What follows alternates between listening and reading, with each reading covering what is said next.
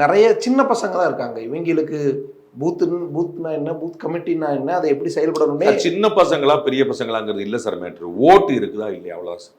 இப்போ சீமானுக்கு யார் சார் வந்து ஒரு அறிவார்ந்த முதுமக்கள்லாம் வந்து ஓட்டு போட்டுட்டு இருக்கிறாங்களா? அவருக்கும் இதே சின்ன பசங்க.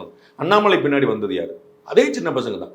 40 வயசு கீழே இருக்கிற வந்து ஒரு பெரிய மேஜர் ஓட் பேங்க்ஸ், அதை மறந்துடக்கூடாது. நீங்க வந்து சின்ன பையன், அது பெரிய ஓட்டு 18 to 40. நீங்க போய் பாருங்க, 40% ஓட்டு அங்கே நிற்குது.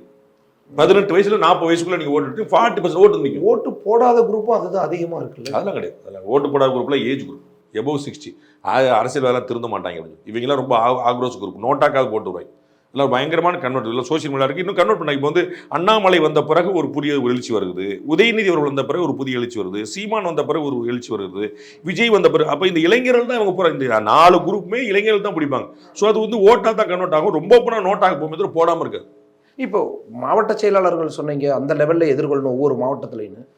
கிளை லெவலில் பூத் லெவல்லையும் அதே மாதிரி டிஎம்கே ஏடிஎம்கேக்கு அங்கே சப்போர்ட்டர்ஸ் ஏதாவது எம்ஜிஆர் பிறந்தனால ஒரு படத்தை வச்சு அங்கே ஏதாவது அடிப்பாங்க, ஃபிசிக்கலாகவே அடிப்பாங்க. அதெல்லாம் நடக்கும். அப்போ அதெல்லாம் ஹேண்டில் பண்ணணும். திருச்சியில் வந்து காங்கிரஸ் கட்சிக்கும் நாம் தமிழருக்கும் வந்து பயங்கரமான அடி இருந்துச்சு. இளங்கோன் அவர்கள் மாநிலத்தில் இருந்தபோது நினைக்கிறேன், நாம் தமிழர் கட்சிக்காரங்க வந்து காங்கிரஸை வந்து திட்ட போய் இளங்கோன் ஏதோ காங்கிரஸ்காரங்க பதிலுக்கு அடித்தாங்க. காங்கிரஸ்காரங்க ஏன் அடிச்சு நீங்கள் கேள்விப்பட்டிருக்கீங்களா? திருச்சியில் நடந்துச்சு. அந்த மாதிரி வந்து நீங்கள் அரசியல் கட்சின்னு போயிருச்சுன்னா உங்களுக்கு வந்து அடிதடி பஞ்சாயத்தை நீங்கள் எதிர்கொள்ள தான். நீங்கள் ஒரு போஸ்டர் போடுவீங்க, ஒரு விமர்சனம் பண்ணுவீங்க, உங்கள் தலைவர் ஏதாவது விமர்சனம் பண்ணியிருப்பாரு, நீங்கள் ரோட்டில் காரில் கட்சி கூட்டி எடுப்புவீங்க, ஒருத்தன் கல்லடிப்பான். அதெல்லாம் நீங்கள் வேறு வழி. அரசியலுக்குள்ள பொது வாழ்க்கையில் வந்துட்டீங்கன்னா you have to face all this. இனி வீட்லயே பானிபூரி செய்யலாம் எல்லாரும். ஆச்சி பானிபூரி கிட்.